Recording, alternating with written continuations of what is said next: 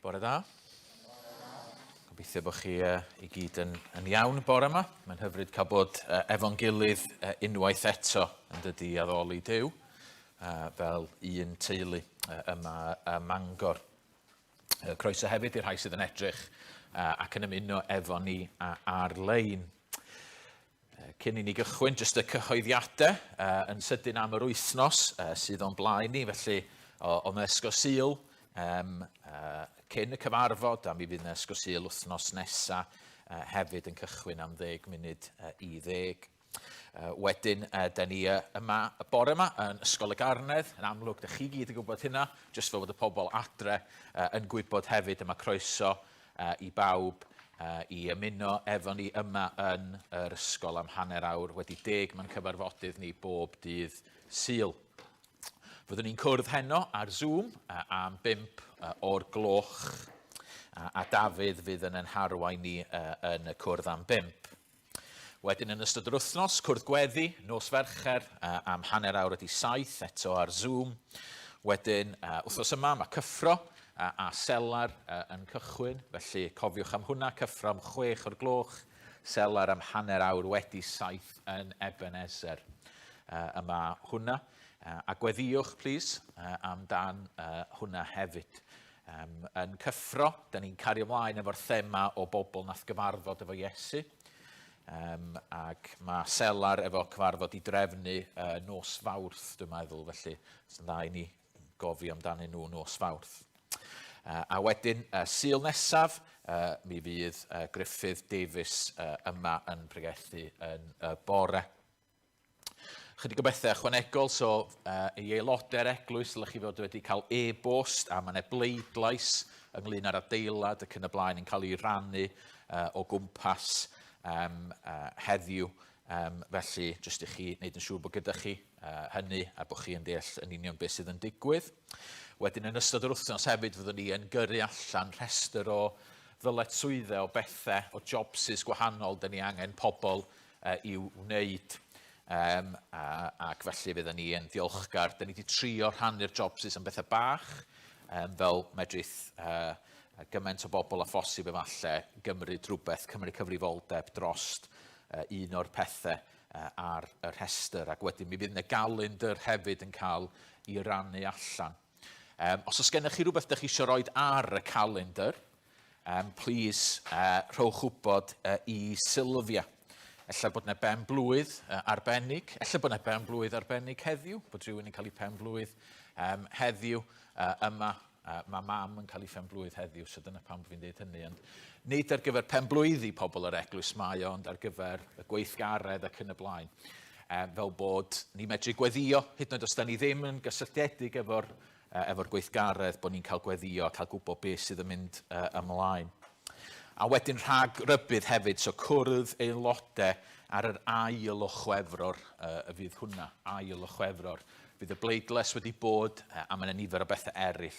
Felly fydd yr agenda'n dod allan wythnos yma efo nifer o bapurau yn y blaen ar gyfer hwnna. Felly cofiwch am hwnna ar Zoom fydd hwnna eto ar yr ail o Chwefror. Dyna ni, dwi'n meddwl y cyfan yn fanna. Gadewch i ni weddio. Arglwydd yw Dad, da ni'n diolch i ti am gael dod at ein gilydd y bore yma. Dad, da ni yn rhyfeddu at y gras a'r cariad sydd gen y ti tuag ata ni. Y ffaith bod ni yn cael dod i le mor gyfforddus a mor hyfryd a fama, lle bod y ffaith bod ti wedi darparu ar ein cyfer ni, y ffaith bod gyda ni iechyd i fod yma y bore yma. Y ffaith bod gyda ni'r gallu i ddarlledu y gwasanaeth i rai sydd methu bod yma. Dad, da ni'n diolch i ti am y gras, yn bod ni yn byw mewn gwlad mor gyfforddus mewn gymaint o ffyrdd.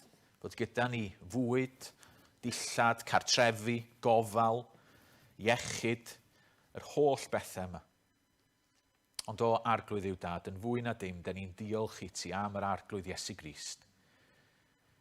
Wrth ddod wrth flaen di, da ni'n ymwybodol yn bod ni wedi methu yr wythnos yma eto, da. Da ni mor aml yn teimlo fel rhagrithwyr yn dod o'th flaen di, achos wyt ti'n nabod yn calonau ni. A da ni methu cuddio dim oddi wrtho ti. Ond da ni'n diolch bore yma bod y ffordd yn rhydd ata ti trwy Iesu Grist, trwy farwolaeth o, i fod o wedi marw drosto ni, a'i fod o wedi atgyfodi, a'i fod yn y nefoedd rwan, yn gwylio, yn edrych arno ni, a bod i ysbryd o yn bresennol yma. A dyna'n gweddi ni, di bydd yr ysbryd wir yn gweithio yn calon ni y bore yma'r clod a gogoniant i ti. A da ni'n gweddio hyn i gyd yn enw ac yn heiddiant Iesu Grist. Amen. Wel, gadewch i ni addoli Duw gyda'n gilydd trwy ganu pa le, pa fodd dechreuaf foliannu'r Iesu mawr. O rheinio i ras, ni fedraf mae'n llenwi nef a llawr. Yn thema ni, y tymor yma, di Iesu, Iesu, rwyt ti'n ddigon. A lle dyn ni medru cychwyn bore yma ond trwy addoli Iesu Grist. A dweud pa mor special ydi o. Gwnewch ni godi ag canu gyda'n gilydd.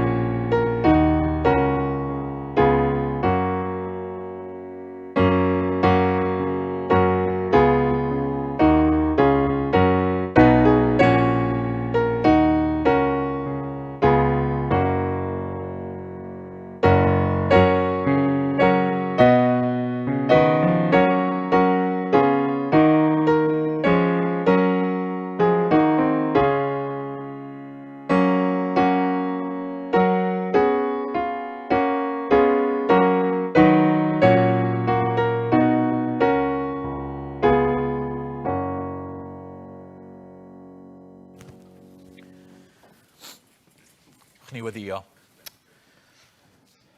Da ni yn diolch fod gyda ni waredwr cryf. Dim ond sut ydyn ni'n teimlo bore yma.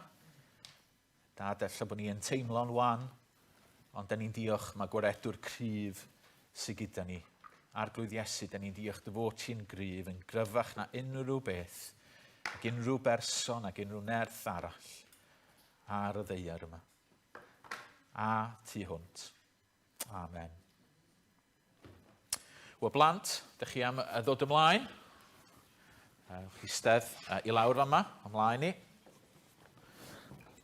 Gwych.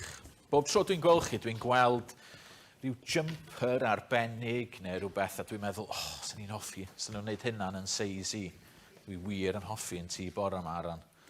Mae'n grêt. Tiger, cool, yn gwisgo. Mae'n gwrando'r gerddoriaeth ydy. Na ni. Reit ta. Wel, hyfryd eich gweld chi i gyd bore yma.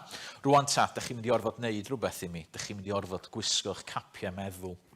achos da chi'n mynd i orfod gweithio yn galed iawn i mi bore yma. Okay? So cap meddwl ymlaen, gan i weld pawb yr oedd i cap meddwl. Gwych, da iawn, lyflu. Reit ta. Yn ystod yr wythnos, falle bod tri o'ch chi wedi gweld nes i yrru taflen i mam a dad. Rhywun wedi wneud y das, nes i roi challenge i chi. Briliant, okay. Y challenge wythnos yma oedd, reit dwylo lawr, i chi feddwl, i chi ffeindio 5 peth, neu 5 adeg pan oedd Ioan, sef y person sydd wedi sgwennu'r llyfr, da ni'n edrych arno fo tymor yma wedi bod efo Iesu Grist. So gwych os da chi wedi gwneud hynna.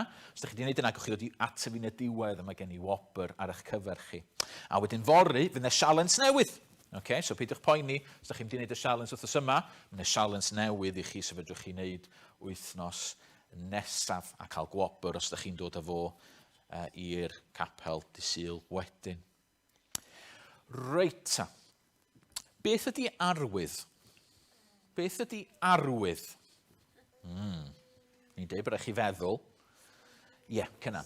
Sein, da iawn, sein. Yeah. Beth ydy sein? Os rhywun yn medru gweld arwydd neu sein yn yr ystafell yma? Os rhywun yn medru gweld un? Anna? Okay, da iawn. Ie, dyn ni'n gweld un y fyny fanna. Yeah. Beth ydy'r arwydd yna wneud? Be mae'n wneud? Beth mae'n wneud? Ie, emergency. So mae'n deud bod yna emergency exit, ydy? Ie, a dyna i gyd mae'n wneud? Ie, a mae'n un y fanna hefyd. Okay, ie. So mae'r emergency exit yma, i'r allanfa dan yma. Okay, so ydy o'n deud bod o lawr yn Marks and Spencer's yn y dre? Mae'n saith yn dweud lle mae o. Ie, ar dderchog. Okay, so mae gennym ni arwyddion fel yn does. Mae lot ohono ni wedi dod yma bore yma yn y car, a dwi'n siŵr bod ni wedi pasio lot arwyddion. Yeah, arwydd yn pwyntio at Gaernarfon, neu arwydd yn pwyntio at yr ysbyty. Yeah, so arwyddion gwahanol. Oes yna fath arall o arwydd? Oes yna fath arall o arwydd, tybed? Chi gwestiwn anodd. Ania? Iesu, da iawn. Yeah, mae Iesu yn arwydd ar dderchog. Yeah. Munud bach, dwi angen help rhywun. Reit ta. Pwy gewn ni gynta? Gewn ni Elain, ti yma. A gei di gwisgo hwn i mi. Okay, lovely, gwych. Reit ta. Di hwnna efo ti fanna? Iawn. Ag, pwy arall gewn ni? Gewn ni Cynan, ti fyny. Reit ta. Gwych. Ti'n mynd i gael ymlaen? Na ti. Reit, ti sefyll yn fanna. Rhywun arall. Pwy gewn ni? Anna, ti donna ta. Reit ta. Gwych. Okidoki. Reit ta. Ag, oes gen i rhywbeth arall yma? Na, mae hwnna'n ddigon. Reit ta. Pwy ydy'r tri yma rwan? Pwy ydy'r tri yma rwan? Reit, beth ydy Cynan? Beth ydy Cynan yn fama? Ie, Ania. Dyn tân, da iawn, dyn tân. Rwan ta, sut wyt ti'n gwybod mae Cynan yn dyn tân?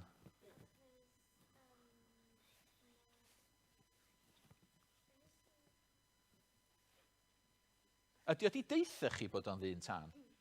Na, oce. Beth am Elain? Pwy di Elain? Mae efallai chdi bach yn anodd, o'n i'n stryglo i weithio allan beth oedd y bore yma, ond beth ydy? Lowri? Dyna sy'n gwerthu rhywbeth. Ie, dyna sy'n gweithio yn y siop. Ie. A beth am Anna yn fama?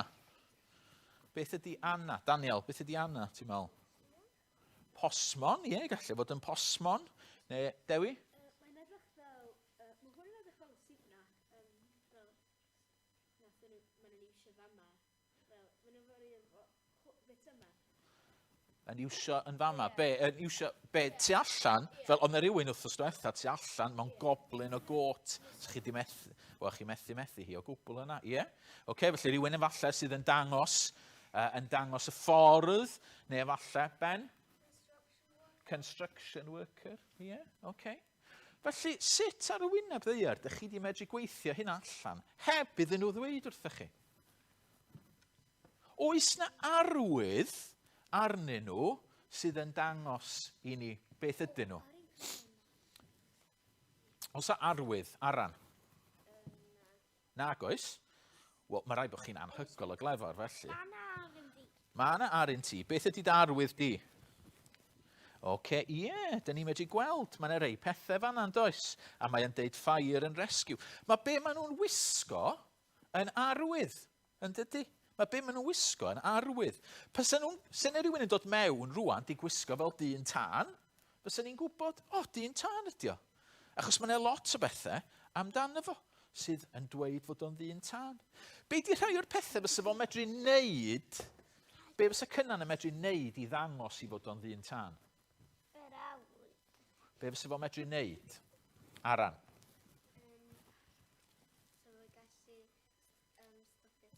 So fo'n medru stopio tân. Yeah. So os fysa'n neud dan, so fo'n medru mynd, oi, hold pawb nôl, na i gymryd hwn, rhywbeth arall? So fo'n medru gyrru mewn lori dan ac yn y blaen. Ie? Ie, so mae yna lot o bethau fedrwn ni wneud mwyn dangos. Mae yna arwyddion yna ni. Reita, gan ni dynnu hein i ffwrdd. Gwych. Cynan ydy di dynnu hwnna ffwrdd i fi. Diolch boi.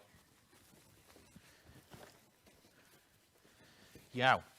Wythnos diwethaf, diolch, gewch chi fynd eistedd lawr. Wythnos diwethaf, mi ddaru ni ddeud bod Iesu Grist yn fab i Dduw. Yn do? Dyna oedden ni'n siarad amdan wythnos diwetha. Be fysa fo medru wneud i ddweud bod o, neu ddangos fod o'n fab i Dduw? Pa arwydd fysa fo medru wneud? Fysa fo medru gwisgo rhywbeth i ddangos mae fod i mab Dduw? Na. Hynny, efallai se fo medru cael bathodyn, yn dweud, Iesu, fi ydi mab Dduw. Ond ydych chi'n meddwl fysa pobl yn credu fo? Na. Achos dwi'n siŵr hynny di pe bai Morgan rwan yn sgwennu. Morgan, fi ydi chwaraewr pêl-droed gorau'r byd. A fysa ni'n edrych ar y bathodyn a fysa ni'n mynd, wel, ella bod ti'n chwarae pêl-droed yn eitha da, ond nid ti di'r un gorau. Fysa pobl ddim yn credu rhywbeth hynny. So pa arwydd fysa Iesu yn medru roed? So fo'n gallu helpu pobl sy'n dall yn ein ysbolsi. Oce, so sa fo'n medru helpu pobl sydd yn ddall. Achos fysa hwnna'n rhywbeth fysa mab Duw yn medru wneud yn bysa. Rhywbeth arall? Wneud gwirthiau. Ie, gwirthiau. Beth ydy gwirth? Juda? Rhywbeth amazing, ie. So ydy, pan da ni'n mynd i siop a da ni'n cael hufen ia, Sunday, anferth. Mae hwnna'n amazing, yn dydy? Ie. Ydy hwnna'n wyrth? Oce. So mae rai bod o rhywbeth mwy na just amazing. Miracle, right. Oce. Ond beth ydy miracle?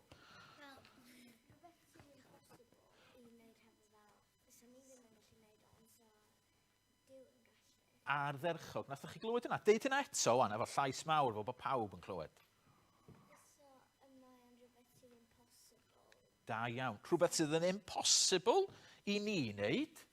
Yeah? So fyswn ni methu gwneud o, ond mi fysa Duw yn medru wneud o. A bore yma, da ni'n mynd i edrych ar y wyrth cyntaf nath Iesu Grist i wneud. Right? Y peth impossible cyntaf. Oes un o'n chi'n gwybod beth oedd hwnna? Oes un o'n chi'n gwybod beth oedd o? Yn barod, da ni wedi clywed bod o wedi wneud rhywun ddall i fedru gweld eto. Nid hwnna ydi o. Na.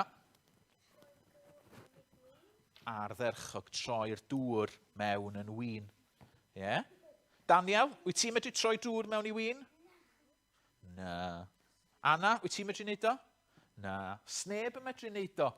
Nag oes? Neb yn medru wneud o. Ond mi nath Iesu wneud o. Efo machine, ie. Da ni'n medru wneud efo machine efalle. Mae machines yn helpu ni wneud bob math o bethau, dydy. Iawn, felly newch chi fynd yn ôl eich seti. Iawn, a mi newn ni eisiau chi wrando a clywed a meddwl am y wyrth rhyfeddol yma. Rwan, da ni'n mynd i addoli Duw gyda'n gilydd rwan, trwy gannu y dwy dwy emyn. Ac maen nhw'n canolbwyntio ar yr arglwydd Iesu Grist.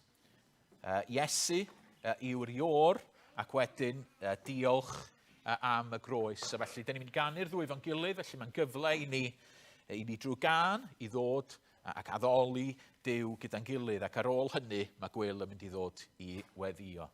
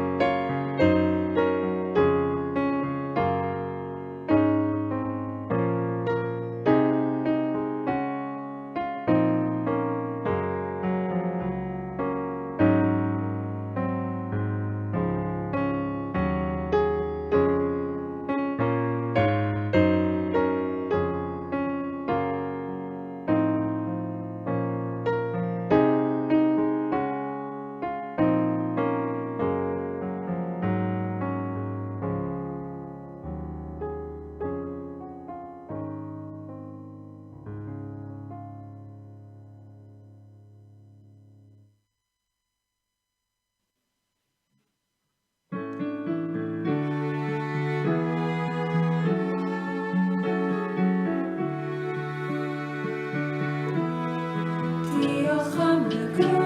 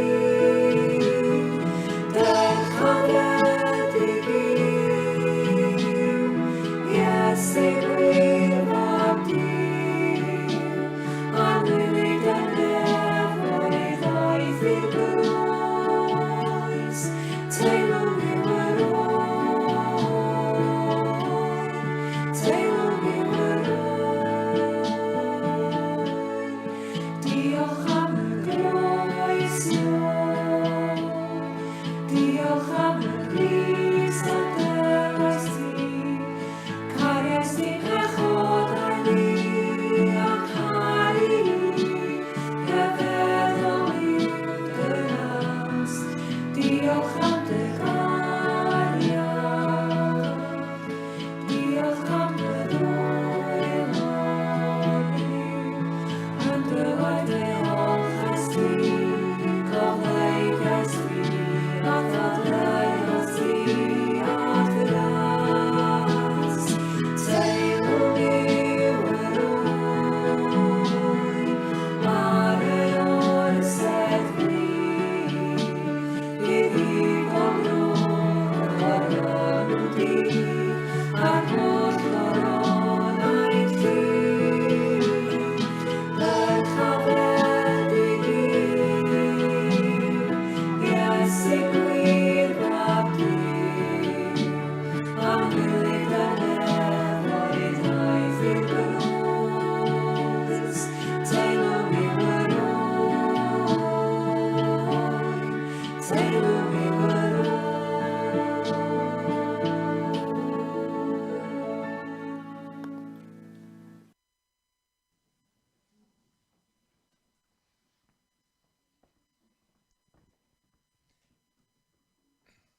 Teilwng yw yr oen. O Dduw, wrth bod ni'n dod gyda rondi y bore yma, dyn ni'n sylweddoli ac yn ymwybodol iawn, fel udodd Steff gyda fach, bod ein diffyg teilwngdod mor anheilwng gyda ni. Dyn ni'n gallu edrych yn ôl ar ein bywydau ac yn cofio ac yn meddwl am yr holl bethau na ddylsyn ni wedi gwneud, na ddylsyn ni wedi meddwl, na ddylsyn ni wedi ystyried ac wedi gwneud. Ni'n meddwl jyst am yr wythnos sydd wedi bod, a'r holl gamgymeriadau, a'r holl bethau a teimladau dyn ni wedi gwneud sydd yn groes i'r pethau wyt ti'n dymuno gyda ni. I ddweud y gwir, dyn ni'n ddigon mor anheilwng dylsyn ni hyd yn oed dod i fewn trwy'r drws yn yr adeilad yma. Ond eto, yma yna groeso i ni, drwy deilwngdod Iesu Grist. Yn ôl beth dyn ni newydd glywed, teilwng yw yr oen. Ac oherwydd teilwngdod yr oen, yma yna groeso i bobl fel ni. Ac felly dyn ni'n diolch i ti o arglwydd. Yn diolch i ti am yr efengyl hyfryd, sydd yn croesawu pobl sydd wedi methu, pobl sydd wedi gwneud pethau na ddylsyn ni, ac o'r herwydd yn gallu cael cymundeb gyda Duw. Ni'n diolch i ti am i ti gyflwyno i ni y fath yr efengyl o Dduw. Ac felly o Dduw, wrth bod ni yn cychwyn y cyfarfod yma, rydyn ni'n cyflwyno'r cyfarfod i ddofal di o Dduw ac yn gofyn i ti am gymorth o Dduw i ganolbwyntio ar lefel ddynol ar yr hyn sy'n cael ei ddweud o Dduw ac i ti agor ein llygaid ni i'r gwirioneddau ysbrydol sy'n cael ei sôn. Gofyn i ti rhoi gymorth i Steff ac yn gofyn i ti i ddangos i ni pa mor fawr wyt ti a pa mor hyfryd wyt ti. Ac dyn ni'n cyflwyno pawb sydd yn yr adeilad ac hefyd drwy'r dechnoleg sydd gyda ni, unrhyw un sydd adre sydd yn gwrando ac yn gofyn i ti o Dduw i agor ein llygaid ni gyd o Dduw ac i ddod yn agos iawn ata ni. Os oes na unrhyw un o Dduw sydd ddim eto yn llochesu yn yr arglwydd Iesu Grist. Os oes na rhywun sydd ddim wedi mynd i'r ffynon a cael ei golchi o Dduw, yn gofyn i ti i siarad gyda nhw o Dduw, i ddod yn agos ati nhw ac i ddangos iddyn nhw o Dduw bod na fydden nhw byth yn gywir gyda Duw nes iddyn nhw fynd i guddio yn yr arglwydd Iesu Grist. Fydden nhw byth yn heiddiant eu hunain yn gallu bod yn iawn gyda ti o Dduw ac efallai nad ydyn nhw wedi gwneud rhywbeth mawr o drwg, ond bod pob drwg yn ei cadw nhw oddi wrth Dduw perffaith o Dduw. Ac felly, dy fod ti wedi cyflwyno ar ei rhan nhw, rhywun sy'n gallu gwneud ni yn iawn gyda ti, rwy ti wedi danfon dy fab i fyw y bywyd nad oedden ni yn gallu, ac i gymeryd ein cosb ni, fel bod biliau ydyn ni yn outstanding gyda ni, bod nhw wedi talu trwy yr arglwydd Iesu Grist. Ac felly dyn ni'n gofyn i ti yn dyner ac i ti fod yn drygarog o Dduw ac i ti ddangos dy hun fel y gwaredwr i unrhyw un sydd ddim eto yn y bywyd. Yn enw'r arglwydd Iesu Grist. Amen.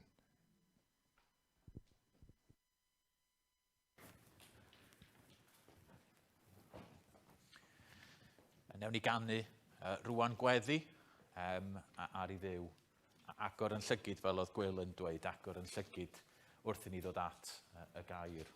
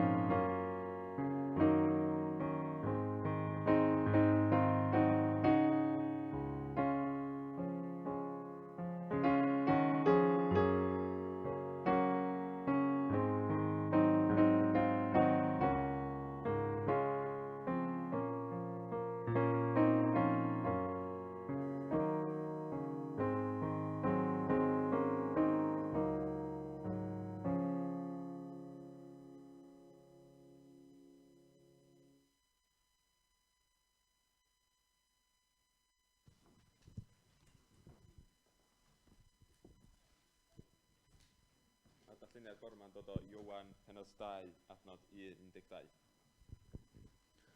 Y briodas yng Nghana. Y trydydd dydd roedd priodas yng Nghana Galilea, ac roedd mam Iesu yno. Gwahoddwyd Iesu hefyd a'i ddisgyblion i'r briodas. Pallodd y gwin ac meddai mam Iesu wrthef. Nid oes ganddynt win. Dywedodd Iesu wrthi, wraig, beth sydd â fyny di a mi? Nid yw fawr wedi dod eto. Dywedodd ei fam wrth y gwasanaethyddion, gwnewch beth bynnag a ddywed wrthych. Roedd yno 6 olestri carreg i ddal dŵr, wedi ei gosod ar gyfer defod glanhad yr Iddewon, a phob un yn dal 20 neu 10 ar 20 o alwyni. Dywedodd Iesu wrthynt, llenwch y llestri a dŵr, a llenwasant hwy hyd yr ymyl. Yna meddaint wrthynt, yn awr tynwch beth allan ac ewch a ef i lywydd y wledd, a gwnaethant felly. Profodd llywydd y wledd y dŵr, a oedd bellach yn win, heb wybod o ble roedd wedi dod, bod y gwasanaethyddion a fy'n tynnu'r dŵr yn gwybod. Yno galwodd llywydd y wledd ar briodfab. Ac meddai wrtho, bydd pawb yn rhoi'r gwin da yn gyntaf, ac yna, pan fydd pawb wedi meddwi y gwin salach, ond rwy ti wedi cadw'r gwin da hyd yn awr. Gwnaeth Iesu hyn yn gyntaf o'i arwyddion yng Nghana Galilea, amlycodd felly ei agoniant a chredodd ei ddisgyblion ynddo. Wedi hyn, aeth ei fam a'i frodyr a'i ddisgyblion lawr i Gapernaim ac aros yno am ychydig ddyddiau.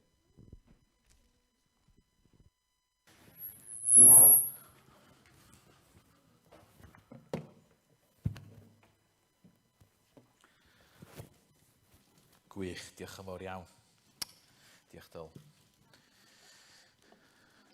Reit, wel, dyn ni yn Iowan 2, Iowan 2 y bore yma, yn parhau ar gyfres ac yn edrych ar yr darn yna o'r Efengil. Nath Dylan i ddarllen i ni. Os ydych chi'n cofio, yn thema ni ydy Iesu Iesu, rwyt ti'n ddigon.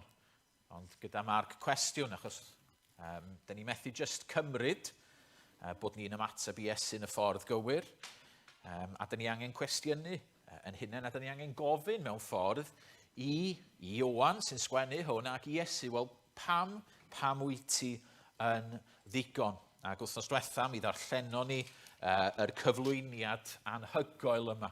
Mae Ioan yn ei roed i ni o Iesu Grist. Mae o'n dduw, hwn ydy'r un sydd wedi creu pob dim, hwn ydy arglwydd, nefoedd a deiar.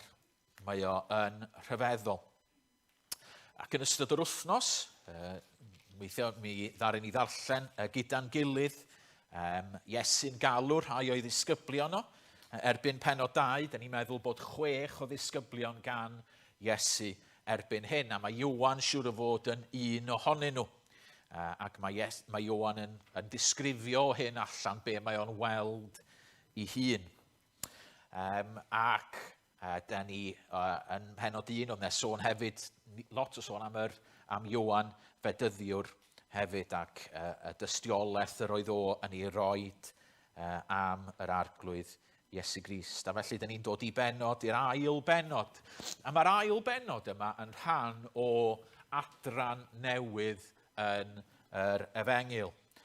O benod 2 i benod 12, mae Ioan fel sefo yn rhoi allan i ni, Iesu yn rhoi llwyth o arwyddion. Llyfr yr arwyddion maen nhw'n galw y rhan yma, lle mae Iesu yn dangos i ogoniant, mae'n dangos pwy ydi o. Mae Ioan wedi deud lot o bethau anhygol am Iesu yn y benod gyntaf. Wel, rwan mae'n mynd ymlaen i ddangos sut mae Iesu yn ateb hynny a'r dystiolaeth drosto fo.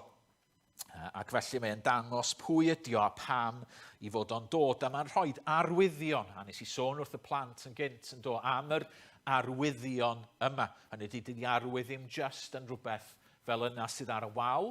Da ni'n medru gwneud pethau'n hunain sydd yn arwyddion, sydd yn dangos pwy ydyn ni.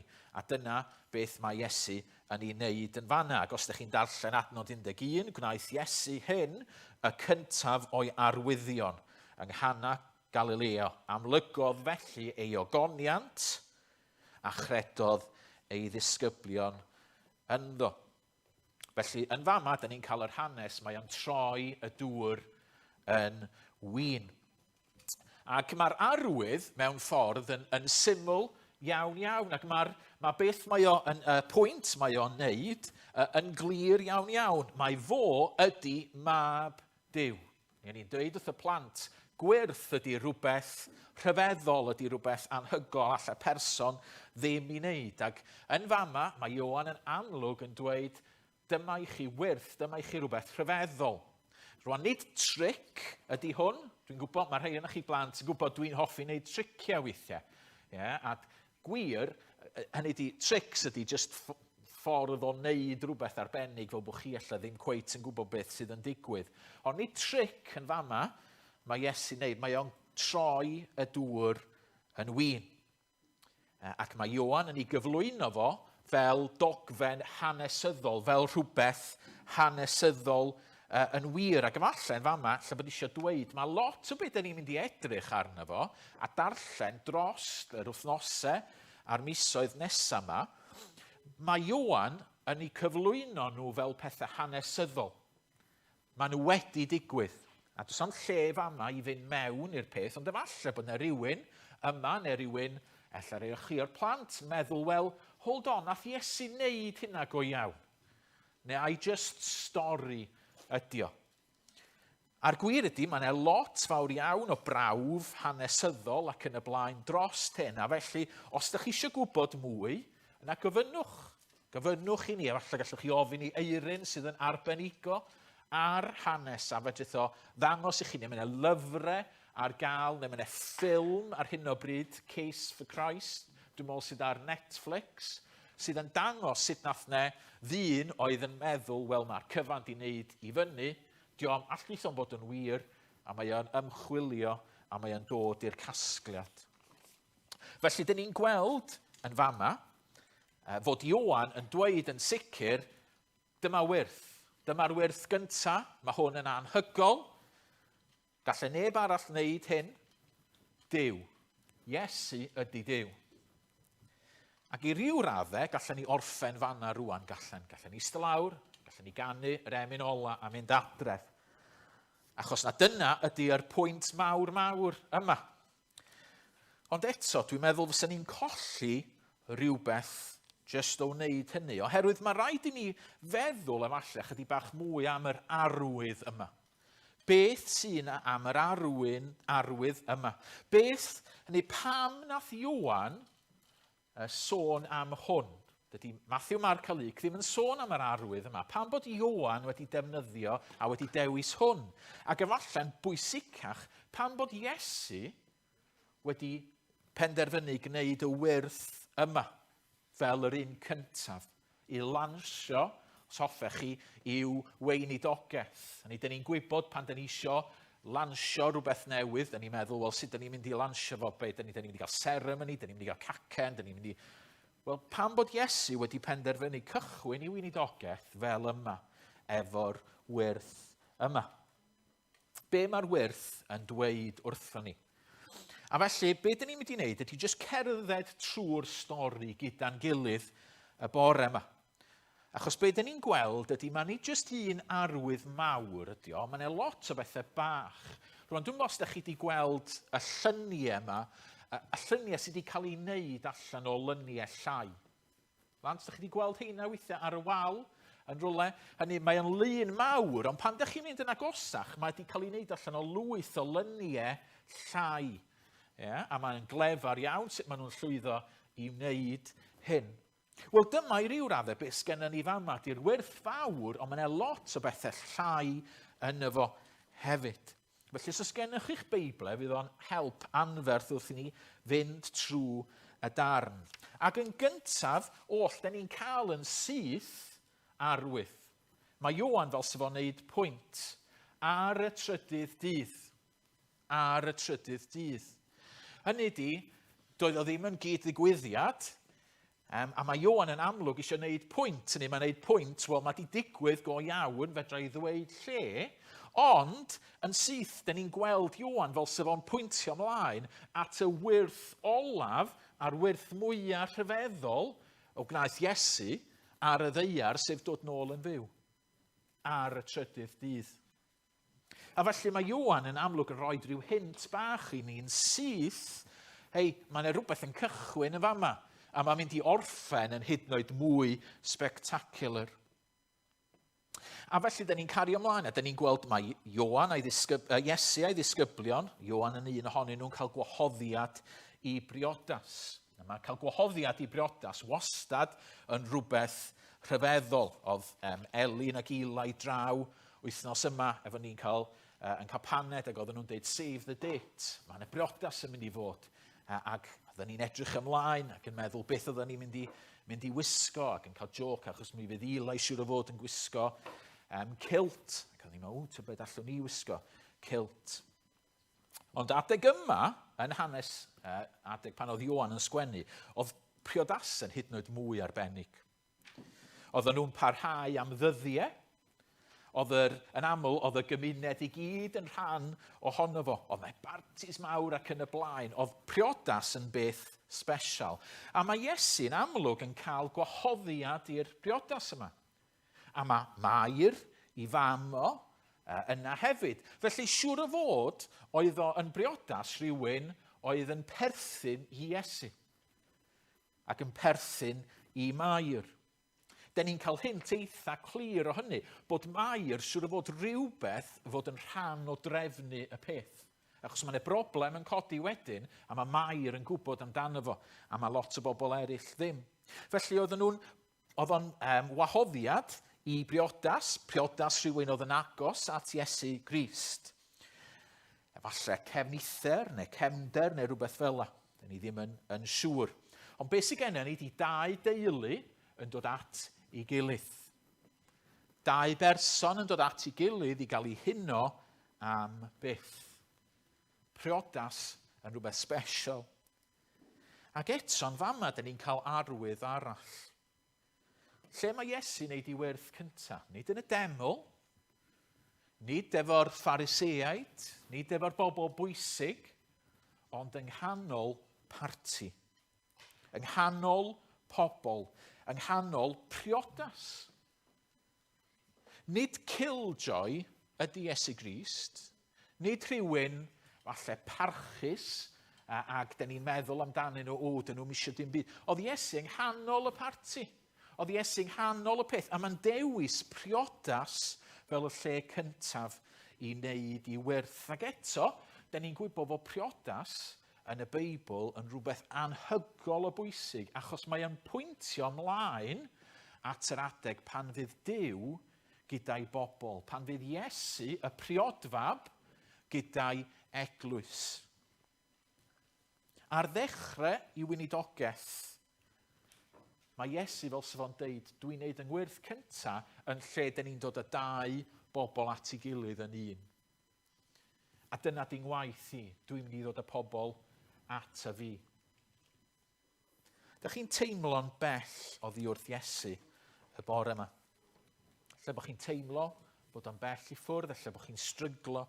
Cymwch gysur yn hynny. Dyna nath Iesu ddod â ni at y fo'i hun, i'r briodas fawr yna. Ac felly, maen nhw yma. Mae'r disgyblion, maen nhw'n dod, maen nhw yn fama, mae rai bod o'n eitha exciting i'r disgyblion, maen nhw'n dechrau dod i nabod Iesu Grist, y person yma, maen nhw wedi dechrau ddilyn. Maen nhw wedi gwisgo'n smart, mae'r parti yn mynd ymlaen, a mae'n broblem yn codi. Mae'n amlwg felly fod Mair, dyna ni'n dweud, mae Mair yn rhan o'r trefnu siwr o fod, achos mae hi yn gwybod am y broblem yma. Rwan, efallai ni fydden ni'n meddwl di hon ddim yn broblem fawr iawn. Ond yr adeg yna, oedd hi'n broblem anferth. Oedd hi'n broblem fawr iawn. Doedd na ddim siop, so fel bod Iesu medru jyst mynd allan i'r siop i nôl mwy o win. Ond oedd o yn rili yn embaras mawr i'r teulu. Efallai deulu Iesu ei hun. Rwan, yn yn cefndir ni, wrth gwrs, yn aml efallai na yr ochr y wraig sydd yn talu am yr briodas ac yn y blaen ac yn gwneud y trefnu. Ond adeg yma, oedd o'i gyd yn dod lawr ar y priodfab. Ac un o'r pethau mawr oedd yn rhaid i'r priodfab wneud, oedd wneud yn siŵr fod yna ddigon o stwff i'r parti. Fydde fo yn gywilydd llwyr i'r teulu. Mae pobl hyd yn oed wedi gweld o beth hanesyddol bod bys yna lawsuit yn medru cael ei godi yn erbyn. Rwan, da ni wastad yn meddwl o America, mae pethau fel yna'n digwydd, ond oedd o'n digwydd yn Israel. Os oedd yna broblem, os fydde y parti ddim yn mynd ymlaen yn iawn, yna fysa teulu y wraig yn medru dod a mynd i'r llys yn erbyn teulu y priodfab. Felly oedd o'n broblem fawr iawn. Nid jyst peth pach oedd o, a mae Mair yn dod at Iesu. A mae rhaid i ni sylwi fyma, efallai doedd Mair ddim yn disgwyl i Iesu wneud gwyrth, achos hyd yn hyn, yn amlwg oedd Mair yn gwybod bod Iesu'n special ac yn y blaen, ac yn rhyfeddol a fydda i wedi gweld o'n tyfu i fyny, ond dyma di cychwyn gweinidogaeth Iesu, a felly does na ddim sôn bod yna ryw wyrth neu rhywbeth special wedi bod cynt. Ond mae'n dod at Iesu, achos siŵr o fod, Iesu oedd yr un oedd yn gofalu amdani hi. Mae Joseph erbyn hyn, siŵr o fod, wedi marw. Iesu ydy'r un sydd yma, sydd yn gofalu, fod i pen y teulu bellach. Da ni'n clywed amdano fo fel y saer. Mae'n cael ei sôn fel mab y saer, ond wedyn mae'n cael ei sôn fel y saer. So fel na fo oedd yr un oedd yn gofalu am Mair. Fo oedd yr un oedd hi'n troi ato fo. Os oedd gen i hi broblem, oedd gen i hi ddim Joseph, oedd hi'n troi at Iesu. Felly mae'n dod at Iesu, mae'n deud, maen nhw wedi rhedeg allan o win. Be newn ni? A mae ymateb Iesu yn od, dydy. Os ydych chi sylwi wrth ddarllen o, rwan mae pobl wedi bod yn trio esbonio yr ymateb yma i ffwrdd ac yn y blaen. Ond fedrwn ni ddim heibio'r ffaith bod yr ymateb i weld yn galed, yn eitha harsh. Rwan, does na ddim dwywaith fod yr ymateb yma yn sefyll allan. Mae o yn od. Rwan, dydy Iesu ddim yn bod yn gas yma, ond mae o'n dweud, wraig, be sy'n fyny di am i? Nid yw fy awr i wedi dod eto. Dydy o ddim yn ddigwylydd efo'i fam, ond mae o'n defnyddio, a ni fysa chi'n disgwyl bod o'n deud, o mam, be ydych chi ddisgwyl i fi wneud, math o beth. Ond nid yna mae'n deud, mae'n defnyddio gair, byddwn ni'n gyfieithu fo fel dynes annwyl, neu gwraig annwyl. Mae o fel sefo yn trio rhoi pellter rhwngtho fo a'i fam. Rwan, da ni'n gwybod oedd o'n caru i fam yn llwyr ac yn berffaith. Ond eto, mae beth mae o'n deud. Mae e fel sef o'n deud, hold on Mair, cadw i ffwrdd. A mae yr idiom mae o'n ddefnyddio, beth sydd â fyny di a mi, oedd o'n rhyw fath o ddywediad oedd yn cael ei ddefnyddio, sef beth sy'n gyffredin rhwng ti a fi.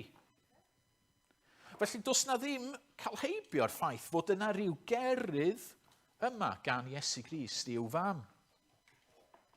Mae o'n sicr yn trio tynnu hun oddi wrth i fam mewn rhyw ffordd. A mae rhaid bod hyn yn ofnadwy a anodd i Mair. Ond beth mae Iesu i weld yn neud yn fama, di ar gychwyn i hanes. Mae fel sydd o'n deud rwan, reit, mae yna rhywbeth newydd yn cychwyn. Mair, fedri di ddim edrych anna fi di mwy fel dy fab di yn unig. Fi ydy dy arglwydd di rwan. Mae gen i waith i wneud. Efallai bod yna elfen o amddiffyn yma, achos oedd Iesu'n gwybod beth oedd o'i flaen o. Ond mae fel sef o'n deud, dwi'n wahanol. Fedri di rwan, Mair, ddim cael yr inside track i mewn at y fi. A dyn ni'n gweld trwy gydol i weinidogaeth, oedd Pedr yr fath, oedd Pedr yn meddwl o fedra i effeithio ar Iesu. Ac oedd Iesu'n dweud, na, mae rhaid i bawb ddod at y fi yr un peth. Hyd yn oed fy mam.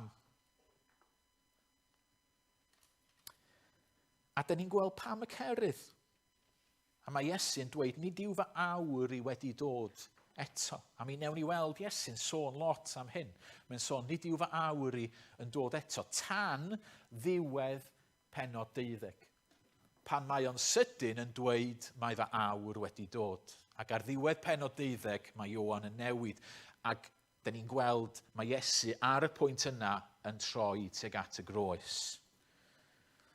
A felly mae Iesu'n amlwg yn gweld bod yna lwyth o symbolism yn yr hanes yma, bod nhw yn y briodas. Mae'r briodas wedi mynd o'i le. Mae'r priodfab wedi methu, a felly mae nhw angen rhyw fath o briodfab arall i ddod i sortio'r peth allan, ac felly mae Iesu i weld yn gweld y peth yn symbolaidd, ac mae o'n deud, Mair, dydy'r amser yna ddim di dod eto. Dwi'n cychwyn, dwi'n troi tuag at yng ngweinidogaeth i, ond ydy'r amser yna ddim wedi dod eto. Ac mae ymateb Mair yn hyfryd. Dydy ddim yn pwdi, a dyn ni'n gwybod, fel o'n i'n deud, oedd Iesu'n ei charu, achos un o'r pethau hyfryd, di Mair ddim yn dod fyny eto'n Ioan tan reit ar y diwedd, pan mae Iesu ar y groes, a mae o'n dweud wrth Mair, Mair, Ioan, dyma dy fam di. Mair, Ioan, dyma dy fab di. Mae'n gofalu am I fam hyd yn oed yn fanna. Ond mae ymateb Mair, mae jyst yn dweud, ylwch, gnewch beth bynnag mae'n dweud wrth y gweision. Ac felly, dyn ni'n gweld Iesu gyda'r disgyblion yn y cyntedd, a mae'r broblem yma. A mae gen fo ddewis. Mae gen Iesu ddewis. Alle fo wneud dim byd. Alle fo adal yr embaras. Alle fo ddeud, okay, mae'r sefyllfa mynd, a dwi weithio'n teimlo fel yna, pan mae gennych chi rhyw sefyllfa embarrassing, a gyd ych chi eisiau wneud ydy mynd i ffwrdd. Galle fod i wneud hynny. Galle fod i dod ar parti'r ben, galle fod i wneud rhywbeth arall. Gallai Iesu fod wedi, da ni'n gwybod, nath o gymryd 5 torth a 2 bysgodyn, fysa fod i medru gofyn, wel, os ych chi bach o win ar ôl, dewch hwnna, gadewch i ni weithio fel yna. Gallai fod i llenwi yr crwynau lle oedd y gwin yn cael ei gadw. Ond diolch yn gwneud dim o hynna. Mae'n gwneud y werth yma. Mae'n troi at y llestri, 6 ohonyn nhw. Oedd y llestri yma'n llestri anferth, yn llestri cerig. Nid dyma lle oedd y gwin fel arfer yn cael ei gadw. Beth oedd hein, oedd lle oedd pobl yn golchi dwylo ar y ffordd i mewn i'r parti. Fyse y 6 siŵr o fod yn dal rhyw 700 litr. Go'n i'n gweithio allan, mae hwnna te 8 i 900 potel o win. Okay, so lot fawr iawn o ddŵr. A mae'n dweud wrth y gweision, llenwch hein i'r top. Ac wedyn mae'n deud, ewch, cymwch ydi bach o'r dŵr, ewch efo at feistr y wledd. A da ni'n gwybod beth sydd yn digwydd wedyn. Felly pam bod Iesu wedi gwneud y wyrth yn y ffordd yma? Ac eto, da ni'n dod i symbol, i weld bod yna arwyddocad rhyfeddol yn hyn. Ac efallai'r ffordd i ddeall o, ore ydi feddwl fel y gweision. So dychmygwch rwan, mae chi di'r gweision yn y briodas. Mae Mair newydd eithaf chi, ylwch, gnewch beth bynnag mae fy mab i, Iesu, yn ei ddweud. Okay? A mae hi di mynd, a mae'r gweision yna. Ac maen nhw'n edrych ar Iesu, a maen nhw'n meddwl, Iesu, be ti'n mynd i wneud? Ti'n mynd i fynd a prynu mwy, ti'n mynd i fynd i... A mae Iesu'n deud wrthyn nhw, da chi'n gweld y llestri na? Mae pobl yn golchi dwylo yn nhw, ewch i lenwi heina yn llawn. A felly mi fydden nhw'n syth yn meddwl, waw, mae Iesu eisiau ni wneud rhywbeth i buro yn hunain. Neu rhywbeth i wneud efo puro. Achos da ni'n gweld, ac yn Marc, penod 7, da ni'n gweld bod yr golchi dwylo yma yn anhygol o bwysig i bobl Israel. Hynny oedd o'n arwydd clir. Oedd Duw wedi gorchymyn iddyn nhw nôl yn Exodus ac yn y blaen bod rhaid nhw olchi i dwylo, ond oedd o'n beth oedd wedi mynd dros ben llestri bron yn hanes yr Israeliad, oedden nhw'n neud, oedd o'n seremoni fawr, oedden nhw'n neud pan oedden nhw'n dod mewn i rwle, mwyn dangos bod nhw yn puro i hunan. Achos oedden nhw'n gwybod bod Duw yn bur, bod Duw yn sanctaeth. Ac felly oedd hwn wedi cael ei weu mewn i fywyd y bobl. Bob dydd oedden nhw'n golchi dwylo, oedden nhw'n golchi a golchi i dwylo. Ac felly oedd y gweision ma'n gweld, pan bod eisiau ni lenwi yr pethau yma, y jari yma, mae pobl yn golchi dwylo mewn. Mae rai bod o rhywbeth i wneud efo bod yn bur, efo bod yn sanctaeth. A da ni'n gweld y bobl, y gweision ma'n meddwl ac yn meddwl, wel, da ni'n gwybod fod y jari yma, yn ei oedd Duw wedi rhoi y deddfa yma i ni lanhau yn dwylo, i ni gadw y ddeddf. A felly mae'r gweision yn mynd ac yn gwneud hyn. Maen nhw'n llenwi yr jariau i'r top. Rwan oedd Iesu'n gwybod fod yna broblem efo'r ddefod yma o llnau dwylo yn doedd. Fel da ni'n gwybod rwan. Hynny doedd llnau dwylo ddim yn gwneud y bobl yn lân go iawn o flaen Duw. Oedd eu cydwybod nhw'n dal i bigo. Hynny di, oedd Iesu'n gwybod oedd y pethau allanol fel golchi dwylo ddim yn gwneud rhywun yn iawn gyda Duw. Ac oedd y Pharisëaid actually'n gwybod hwnna, achos maen nhw'n mynd ymlaen ac yn gwneud o drosodd yn maen nhw'n mynd dros ben llestri i ryw raddau. Achos maen nhw'n gwybod i ryw raddau, dydy golchi dwylo ddim yn mynd i wneud ni yn iawn. Oedd y bobl yn gwybod hefyd, ac oedd Iesu'n gwybod, yn ei doedd cadw deddfa chwaith ddim yn wneud rhywun yn iawn efo Duw. Dyna di'r hanes da ni'n gweld yn yr Hen Testament. Mae'r bobl, trwy'r amser maen nhw'n torri deddfa Duw, dro ar ôl tro ar ôl tro. A mae Duw yn gorfod i cosbi nhw a'i dod â nhw yn ôl, ac am 400 mlynedd oedd Duw wedi gadael yr Iddewon i ryw raddau. Ac mi roedd o hefyd yn creu rhyw agwedd ofnadwy y golchi dwylo yma. Dych chi'n medru dychmygu pobl yn dod i mewn ac yn gwneud rhyw sioe fawr o olchi dwylo mwyn dangos bod nhw'n iawn efo Duw. Hynny ydi, nid isio bod yn iawn efo Duw oedd y peth. Doedden nhw'n golchi dwylo, oedden nhw'n golchi dwylo mwyn iddyn nhw rhyw ffordd o rhyw fforsio Duw i'w derbyn nhw. Ond mae Iesu'n dweud, llenwch y jariau yma. A mae'r gweision yn llenwi nhw. Ac efallai bod y gweision ddim yn llenwi nhw cweit i'r top. A mae Iesu'n dweud, llenwch nhw i'r top. Reit i'r top. Mae Ioan yn deithio nhw. Deithio ni i'r ymyl. So maen nhw'n llawn. A wedyn mae Iesu'n dweud wrthyn nhw, ylwch, ewch rwan a codwch y dŵr yma. Ac ewch efo i feistr y wledd. A maen nhw'n dangos lot o ffydd, chwarae teg. Hynny di fysa ni yn neud hynna. Hynny di fysa ni siŵr o fod yn gwybod bydd y meistr y wledd yn reit flin pe ba nhw wedi dod â dŵr iddo fo. Ond wrth iddyn nhw fynd ar dŵr na draw, a mae dal yn ddŵr pan maen nhw'n codi fo allan, mae Ioan yn dweud hynna wrthyn ni. Mae yn newid. A ydych chi'n dychmygu nhw yn kind of cerdded ac yn edrych ar y gwpan ac yn meddwl, di'r gwpan ma'n fudur. Mae'r dŵr ma di newid. Mae'n rhywbeth gwahanol. A maen nhw'n ei roed o i'r meistr. A mae'r meistr yn rhyfeddu. Mae'r gwin mor dda. A mae'r meistr yn deud hynny, dych chi fel arfer yn cadw yn rhoi y gwin da ar y cychwyn, a wedyn pan mae pawb wedi meddwi ac yn slosht, dych chi'n rhoi yr gwin arall iddyn nhw. Ond wyt ti wedi gwneud y peth y ffordd arall. Mae'r gwin ma'n ffantastig. A felly dych chi'n gweld yr arwydd o cad rhyfeddol sydd yma yn y wyrth. Mae Iesu yn dweud, ylwch, dyma oedd gennych chi i llnau eich hunain. Jariau yma.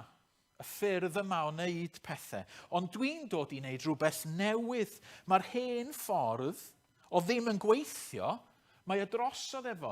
Ond dwi'n dod rwan i wneud rhywbeth newydd, i ddod â ffordd well. Os oes gennych chi feiblau, trowch i Eseia ac i benod 25 o Eseia. Ac mae gen gwyn eto arwydd o cad rhyfeddol yn y Beibl. Dwi'n just darllen yr bedair adnod yma.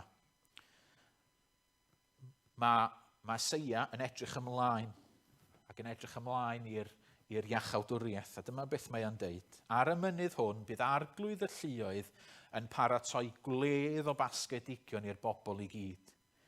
Gwledd o win wedi eiddfedu, y gwin gorau. A o basgeidion breision a hen win wedi ei heidlo'n lan. Ac ar y mynydd hwn fe ddifar gorchydd a deinwyd dros yr holl bobl, llen galar sy'n cuddio pob cenedl, llyncu'r angau am byth a bydd yr arglwydd Dduw yn sychu ymaith ddagrau oddi ar bob wyneb, ac yn symud ymaith warth ei bobl o'r holl ddaear. Yr arglwydd y lefarodd hyn. Yn y dydd hwnnw fe ddywedir weled, dyma ein Duw ni, buom yn disgwyl amdano ein gwaredu. Dyma'r arglwydd y buom yn disgwyl amdano, gorfoleddwn a llawenychwn yn ein iachawdwriaeth. Oedd gwyn yn arwydd o lawenydd pur. A felly trwy'r wyrth yma, mae Iesu fel sef o'n deud, ylwch bobl, mae gennych chi broblem. Does gennych chi ddim gwyn, dych chi ddim yn adnabod Duw. Oedd gennych chi'r hen ffyrdd, y ffyrdd yma o geisio puro eich hunain, o drio golchi eich dwylo ar aberthau ac yn y blaen, ond oedd hwnna ddim yn gweithio. Oedd o'n methu, dych chi'n gwybod, oedd o'n methu, doedd o byth yn medru llnau chi go iawn fel bod chi'n iawn efo Duw. Ond dwi yn dod rwan, dwi'n dod i wneud rhywbeth newydd, dwi'n dod ar gwyn rhyfeddol yma. Dwi'n dod i llnau eich cydwybod chi, dwi'n dod i ddelio efo'ch barn chi, dwi'n dod i'ch puro chi. Dwi am ddelio gyda y peth. Mae'r jariau, maen nhw wedi cael eu llenwi i'r top. Dwi'n neud y cyfan. Fydd na ddim byd arall i chi wneud. Dwi am fyw y bywyd perffaith da chi methu fyw. Dwi am farw yn eich lle chi. Dwi am atgyfodi. Dwi am ddod fel y ffordd. Dydy'n awr i ddim di dod eto, ond mae'n awr i yn mynd i ddod. A dwi'n mynd i roi gwin i chi. Yn lle dŵr, mi fydd gyda chi win. Yn lle bod chi'n stryglo, fyddwch chi fo llawenydd. Yn lle bod chi mewn barn, fyddwn ni mewn priodas. Fyddwn ni fo parti, fyddwn ni mwynhau yn hunain. Da chi'n gweld yr arwyddocad? Sbiwch eto, 6 pot neu 6 jar, y prif amherffaith, yr rhif yn yr Hen Testament am ddyn. Yeah? A mae Iesu'n deud, ylwch, mae gennych chi'r 6 yma, y pethau amherffaith yma, ond fi ydy'r 7fed un, sef yr un perffaith, a dwi'n tynnu fo allan. Fi ydy oen Duw. Mae'n rhoi y gwin i ni. Mae'r priodfab yn y briodas wedi methu. Job fo oedd o i roi y gwin. Dio methu wneud o. I gyfrifoldeb oedd o. Oedd o'n mynd i wynebu gwarth. Oedd o siŵr o fod yn mynd i wynebu'r lawsuit yna. Oedd yna broblemau i'r teulu, i'r ddau deulu ar ddechrau'r briodas. Ond dyma Iesu yn dod a mae'n sortio'r cyfan allan. Y gwir briodfab wedi dod. Yn ateb gofynion Duw yn llwyr, yn cymryd y gosb. A mae'r gwin mae Iesu'n ei roed, mae yna ddigonedd ohono fo. Mae yna 800-900 potel o'r gwin yma. Mae Iesu eisiau tywall rhoddion ar ei bobl. Fydd o byth yn rhedeg allan y gwin yma. Mae gen fo ddigonedd o win ar yn cyfer ni. A mae'r gwin yn well. Mae'n well na'r gwin oedd yna cynt hyd yn oed. Rwan, dydw i ddim yn connoisseur gwin. Ond dwi'n gwybod mae pobl yn talu cannoedd, miloedd o bunnau am botel o win dda. Ond dyma di'r gwin ffantastig. Mae'r meistr yn deud, waw, mae'r gwin ma'n anhygol. A dyn ni'n meddwl, be mae Iesu'n ei gynnig i ni? Mae'n cynnig llawenydd pur sydd yn well na unrhyw beth arall. Heddwch, sicrwydd, llawenydd. Well nag unrhyw beth nag unrhyw un arall i ni. Ac felly, dyn ni'n dechrau dod i ddeall ymateb y disgyblion yn adnod 11. Mae'r disgyblion wedi rhyfeddu efo'r wyrth, ond mae'n gymaint o symbolau maen nhw'n dechrau gweld, a maen nhw'n dechrau gweld, waw, mae'n ogoniant rhyfeddol i'r person yma, a maen nhw'n credu, a maen nhw'n dilyn.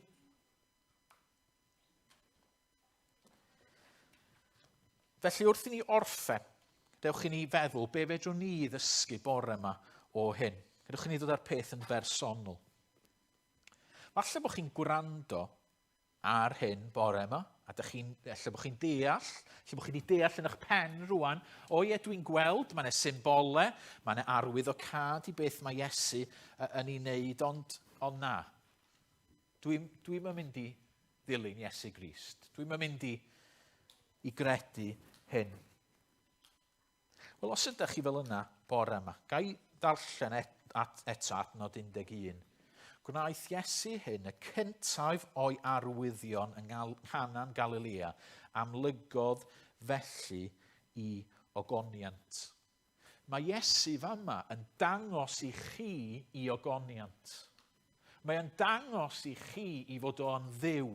Fedrwch chi ddim troi cefn ar hwn. Mae rhaid i chi wneud penderfyniad am Iesu. Mae un frenin arna chi ac yn waredwr, a da chi'n trystio yno fo, neu mi fydd o'n farnwr arna chi. A pan fyddwch chi'n marw, fyddwch chi o'i flaen o. Mae o'n cynnig y gwin yma. Da ni'n siarad weithiau'n syni, da ni'n meddwl, a mae Ben weithiau'n gofyn i fi, pam bod Iesu'n gorfod barnu pobl? A da ni'n dweud, wel, mae'n gorfod barnu pobl oherwydd mae o'n berffaith. Fe ddeith o ddim gadael drygioni i gael ei ffordd, ond di o'n byth jyst yn gadael o fanna, mae o'n cynnig rhywbeth, mae o'n cynnig y gwin yma, mae o'n cynnig i chi droi at Iesu Grist. Trowch ato fo. Peth arall da ni'n gweld yn yr hanes yma, di sut nath Iesu ddelio efo'i fam. A nath ni weld, does na ddim, da ni dysgen Iesu, falus ydw i'n deud hyn, ond sgynna fo ddim fel rhyw special friends, yeah? No inside track at Iesu. Ac efallai blant, efallai bod chi'n meddwl, wel, mae mam a dad yn Gristion, felly mae Iesu'n bownd o'n nerbyn ni hefyd. A dyn ni'n gweld yma, mae rhaid i ni gyd dod at Iesu Grist fel yda ni. Dyn ni methu dibynnu ar rywun arall.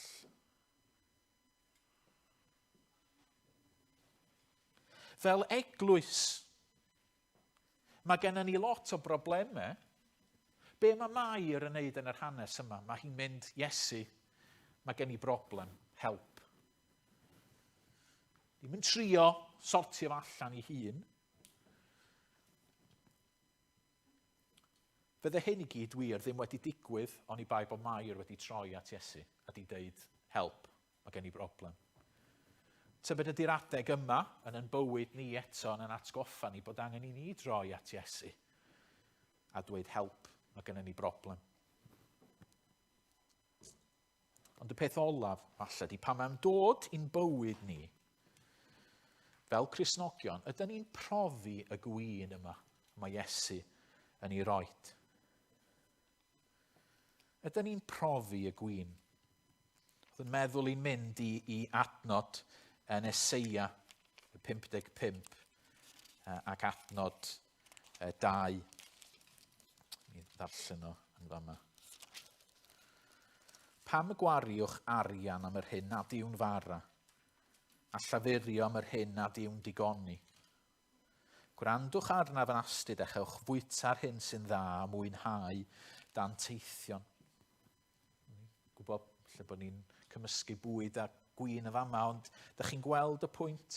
Mae Iesu wedi dod i roed gwyn i chi. Os ydych chi'n Gristion y bore yma, os ydych chi'n trystio'n Iesu Grist, os ydych ffydd chi ar Iesu Grist, ydych chi wedi gweld bod chi ddim yn ddigon da, a ydych chi wedi ediforhau, ydych chi wedi taflu hunan ar Iesu, yna mae Iesu'n dod i roi llawenydd i chi.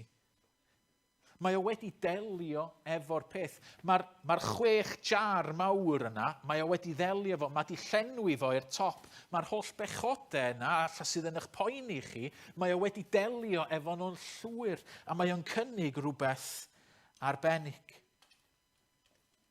Efallai bod chi'n stryglo efo rhyw bechod. Ella bod yna rhywbeth, rhyw gasineb, neu bod chi'n delio bod pornograffi neu yfed gormod neu holl bethau yma, efallai pethau tawel, da ni'n gwybod, a da ni, dydy pobl eraill ddim, mae Iesu'n medru delio efo hynny. Mae gen fo win i roed i chi. Ewch ato fo. Derbyniwch y gwin yma, gofynnwch iddo fo am gymorth. Ella bod chi'n wynebu sefyllfa amhosib a mae o'n pwyso arna chi. A ydych chi'n meddwl, sut ar y wyneb ddeiar fedra i copio yn y sefyllfa yma? Mae gen Iesu win i roed i chi yn y sefyllfa yna.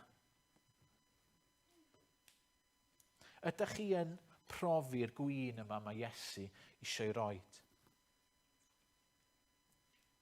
Ydych chi yn rhoi digon o amser i yfed y gwin yma Iesu am ei roed i ni?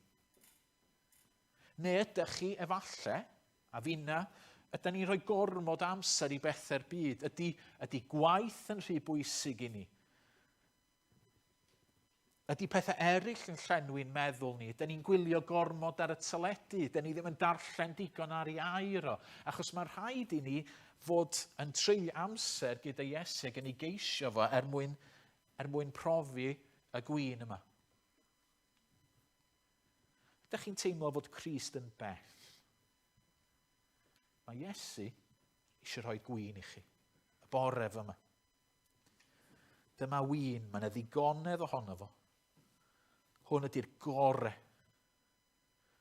Mae o'n win sydd yn digoni trwy'n problemau ni, trwy ofn, trwy salwch, trwy bwysau. Mae o'n win sydd yn delio gyda'r cydwybod Achos da ni'n medru mynd at y groes a da ni'n gweld mae Iesu wedi cymryd y cyfan. A mae yn y person yma, yn Iesu. Mae o'n ddigon i ni. Mae o'n fwy na digon. Gadewch ni weddio. Iesu, da ni yn rhyfeddu at yr hyn yr wyt ti. Da ni'n rhyfeddu at be nes ti yn fama. Bod ti wedi wneud y wyrth rhyfeddol yma. Fydde hynny'n ddigon ohono ei hun i brofi mae ti ydi yr arglwydd. Ond da ni'n gweld y cyfan nes di weithio i mewn iddo fo, yr arwydd o cad rhyfeddol yma. Bod ti wedi delio gyda phechodau byd, bod ti wedi dod i ddarparu rhywbeth newydd, bod ti wedi dod i ddarparu bywyd newydd, bywyd melys ar yn cyfer ni. Efallai nid bywyd hawdd bob tro, ond ni'n diolch mae ti ydy y gwyn. Ti ydy'r un sydd yn digoni ni. Ohono ti mae pob dim yn dod. O arglwydd, derbyn yn moliant ni rwan. Amen. O gadewch ni orffen trwy ganu, trwy addoli gyda'n gilydd, clodydd anfeidrol sydd i Iesu gwyw. Da ni yn addoli Duw, da ni yn dweud pa mor special ydy Iesu fama. Ac wrth i ni ganu, gadewch meddyliwch amdan, efallai cymwch y darlun yna o'r gwyn a'r llawenydd a sbiwch fel yn yr emyn, yn y gan, mae'r pethau ma'n dod sydd yn rhoi llawenydd a pleser a gwyn i ni.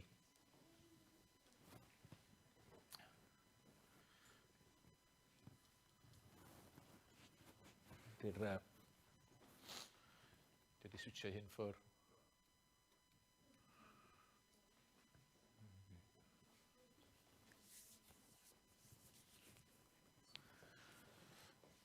Drio cofio, braidd fi sgwennu'r emyn i lawr, ond clodydd anfeidrol sydd i Iesu gwyw. Fy ior, fy rhan, fy mara bywiol yw, ynddo rwy'n byw, ac arno rhof ym hwys. Gwared yw na o ddistryw angau dwys. Dwi'n gweithio? Na. Oce, dim probs. Yna ni, ella gawn ni ganu fo heno yn y cwrdd Zoom. Chyn ni jyst weddio i orffen felly. Arglwydd Dduw. Da, da ni yn llanfsyd bod ni methu canu ti rwan a diolch i ti, ond efallai da ni'n gwybod mae ni just canu ydi addoli, ond yn bywyd ni'n hynna na. Da ni jyst yn gweddio rwan. Wrth i ni fynd o'ma, y byddwn ni yn profi rhywbeth o dy wyn di yr wythnos nesaf yma. A da ni'n gweddio bydd eraill yn gweld hynny yn bywyd ni. Maddau ni os da ni ddim yn rhoi digon o amser i ti. Maddau ni os da ni ddim yn derbyn yr hyn y dylen ni oherwydd pethau yn bywyd ni, ond helpa ni i ddibynnu'n llwyr arna ti. A da ni jyst yn diolch i ti. Dy fod ti mor aslon a mor dda tuag ata ni. Amen.